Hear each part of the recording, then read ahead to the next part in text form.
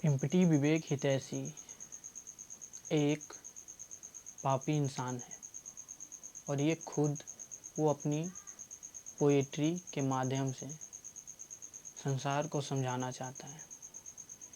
वह खुद को कैसे देखे ये बताना चाहता है। तो वो पोएट्री का शीर्षक है मैं भी पापी हूँ।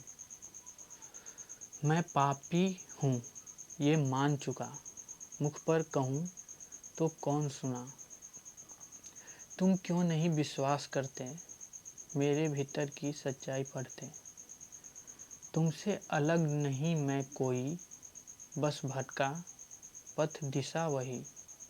उजाला कभी न देख सका, अंधेरे में ही सब कुछ सीखा। मैं नहीं चाहता पाप का भार, मुझ में भी जगाओ सच्चा विचार। बर्बादी नहीं बस सुधार की राह, तुम्हारे जैसा बनूं यही है चाह।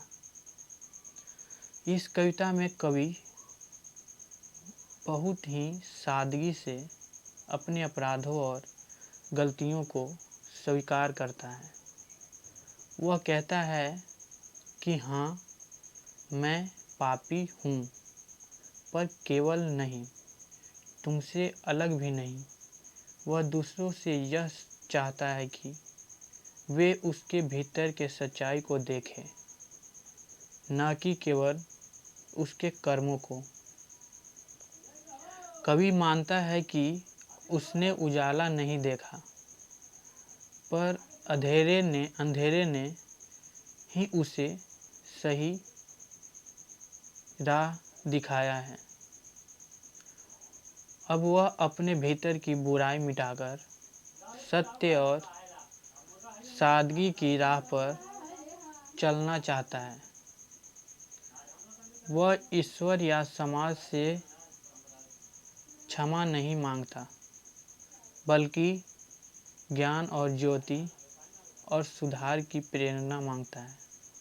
अंततः यह कविता कहती है कि हर इंसान कभी न कभी भटका है, पर जब वह खुद को स्वीकार कर ले कि मैं भी पापी हूँ, तो वही स्वीकार उसे प्रकाश की ओर ले जाता है और ईश्वरीय रूप में उसे समझ पाता है।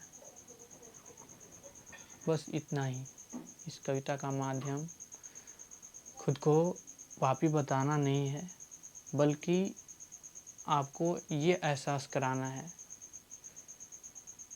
कि आप खुद को ही देखें और समझें। हर इंसान के अंदर बुराई छिपी है, उसे ढूंढकर हो सके तो मिटाए, और नहीं हो सकता तो किसी तरह से खुद को ही मिटा ले। ये तो ही कर्मा का सिद्धांत है।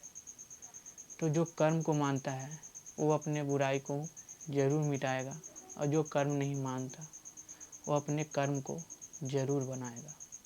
जय श्री हरि।